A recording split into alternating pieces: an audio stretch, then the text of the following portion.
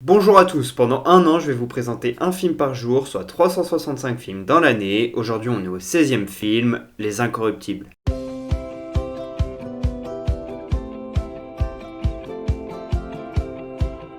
Les Incorruptibles est un film sorti en 1987 réalisé par Brian De Palma qui ici fait son grand retour avec un film de gangster après avoir réalisé Scarface. Dans ce film on suit l'enquêteur Elliot Ness qui a mené la traque et l'arrestation du célèbre gangster Al Capone. Et dans ce film ce qu'on découvre c'est qu'il s'est entouré d'une petite équipe de policiers en qui il avait confiance parce que la plupart des flics de Chicago étaient en fait corrompus par Al Capone, donc c'était très difficile de mener l'enquête et voilà, pouvoir travailler correctement. Les Incorruptibles est donc un film d'enquête policière mais également de gangster et bien évidemment dans ce genre de film il faut des personnages charismatiques. C'est pour ça que pour jouer Al Capone, De Niro a été choisi.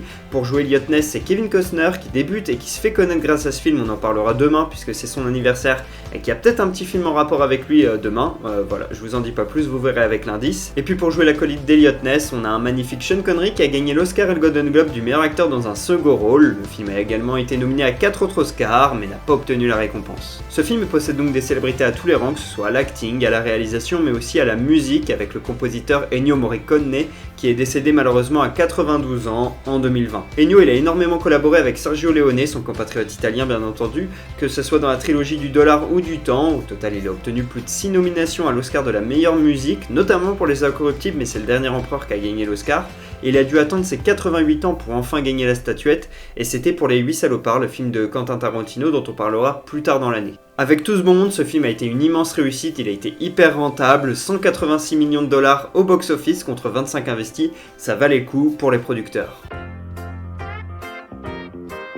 Si je vous parle de ce film aujourd'hui, c'est parce que le 16 janvier 1919, le Voting Act a été ratifié et qu'il a été mis en vigueur aux États-Unis le 16 janvier 1920. À partir de cette année-là, il est interdit de consommer et de produire de l'alcool aux États-Unis. L'objectif, c'est clairement de lutter contre les violences, notamment les violences conjugales et les violences faites aux enfants par les hommes américains qui ont tendance à avoir des comportements excessifs à cause d'une consommation d'alcool beaucoup trop importante. Et puis il y a énormément de bagarres, etc. dans les bars. Mais en fait, cet amendement, c'est un véritable échec. Ça va développer les mafias et les réseaux illégaux de vente. Donc en fait, Al Capone, lui, il va notamment représenter ça à Chicago. On dit même qu'il est plus puissant dans les années 20 que le maire de Chicago lui-même. Donc ça veut dire à quel point la mafia avait pris de la place.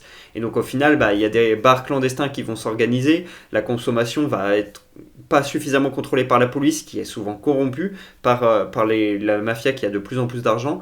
Donc bref, c'est vraiment un énorme échec, et puis on le voit encore aujourd'hui, la répercussion de ce système. Alors il n'y a pas que ça, mais ça a joué. Ça a développé tellement les mafias qui ensuite ont décidé de diversifier leurs activités, notamment avec de la drogue, de l'alcool, etc. Ou même plus encore, le crime organisé. Et donc la violence, elle n'a absolument pas diminué, bien au contraire, elle a augmenté. Et donc en 1933, le gouvernement américain a décidé de revenir sur cet amendement, mais c'était peut-être un peu trop tard. Là, je vous en parle vraiment rapidement, je vous dis absolument pas tout, donc si vous voulez en savoir plus, je vous conseille la vidéo YouTube Question d'histoire sur le sujet, elle est super intéressante et elle m'a aidé à travailler et à écrire sur ce sujet.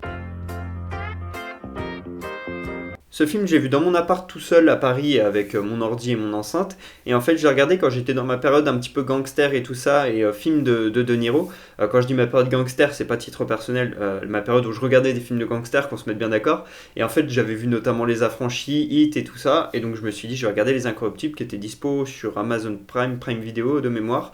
Et donc voilà, je l'ai regardé. Et moi, les films de gangster, ils me touchent pas particulièrement. Le Parrain, par exemple, c'est un film sympa, mais j'ai pas ultra kiffé. Je crois que j'en parlerai pas cette année. Mean Street, c'est un peu pareil. Et voilà, Les Incorruptibles, j'avais pas non plus une énorme attente, mais bon, pour ma culture, je voulais absolument le voir. J'ai vraiment été très bien surpris par le film. Alors certes, les 45 premières minutes, je les ai trouvées assez lentes et par moments, voire même trop lentes, un peu trop molles. Et puis à un moment donné, il y a une scène au bout de 45 minutes du film, je vous en dis pas plus, mais il y a une scène assez marquante et qui, pour moi, marque un tournant dans le film. Et à partir de là, les dernières 1h15, c'est vraiment masterclass. Je me suis régalé. C'était incroyable. Mais vraiment, j'ai mis du temps à rentrer dans le film à titre personnel. Après, je sais pas ce que vous en pensez. Mais voilà, moi j'ai mis du temps à rentrer dedans. Mais voilà, la dernière heure de film, elle était absolument magnifique. Je me suis régalé. Je mets un 17 sur 20 à ce film parce que c'est un film très viril, très sombre. Il est assez proche de l'histoire vraie apparemment, de ce que j'ai pu voir. Donc ça, j'aime beaucoup quand il y a un film qui traite d'une histoire vraie, que ce soit assez proche de la réalité. J'aime pas trop quand on part trop dans de la fiction à titre personnel. J'aime que ce soit proche et donc là, je le mets en valeur avec cette bonne note. Je mets pas plus parce que le début est pour moi trop lent. J'ai mis du temps à me mettre dedans et à m'attacher au personnage, à comprendre toute l'histoire, etc.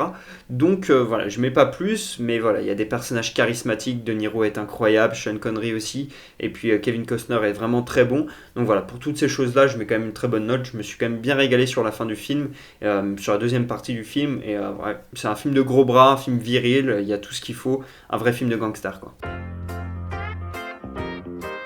Première anecdote, à un moment donné dans le film, on voit Al Capone assister à un opéra Pagliacci interprété par Enrico Caruso, mais en fait ça n'a pas du tout eu lieu dans la vraie vie, puisque Enrico Caruso, lui, il est décédé en 1921, et là, dans le film, on est dans les années 30, Al Capone, en 1921, il n'était clairement pas à l'opéra à Chicago, donc voilà, il y a un petit problème de temporalité, et je voulais vous le souligner. Deuxième anecdote, si le film est aussi précis et aussi proche de la réalité, c'est parce qu'il s'est inspiré du livre qu'a écrit Elliot Ness, où il raconte toute son arrestation et toute la traque d'Al Capone. Ce livre est sorti en 1957, il s'intitule Les Incorruptibles bien évidemment, et puis quelques années après, dans les années 60, on a eu une série Les Incorruptibles également, où Robert Stack interprète Elliot Ness. Troisième anecdote, De Palma il voulait vraiment De Niro pour le rôle d'Al Capone dans le film. Il avait déjà travaillé avec lui dans Greetings, dans Hi Mom et puis dans Wedding Party, donc voilà, il le voulait, sauf que De Niro il était occupé par le théâtre.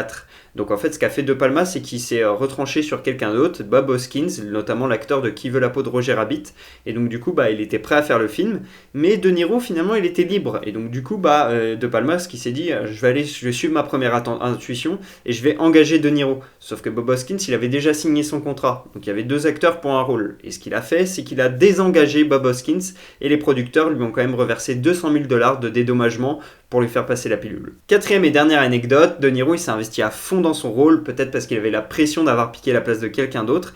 Il est parti en Italie pendant 5 semaines pour prendre 12 kilos en mangeant que des plats typiques italiens, il a dû se régaler. Et puis quand il est revenu aux États-Unis, il a été voir le tailleur de Al Capone à l'époque et il lui a demandé de lui refaire les mêmes costumes et également les mêmes sous-vêtements que Al Capone. Ouais, il s'est vraiment investi à fond dans son rôle, puis il a été jusqu'à se raser la tête bien évidemment, en tout cas une partie, pour faire la piste d'atterrissage du célèbre gangster. Voilà pour ce 16e épisode d'Un jour un film, j'espère que je vous aurai donné envie de regarder Les Incorruptibles. Pour ma part, je vous dis à demain pour le 17e film de l'année, et pour que vous sachiez de quel film on va parler, un petit indice, Fidji. Donc voilà, dites-moi en commentaire si vous voyez de quel film on va parler, à demain.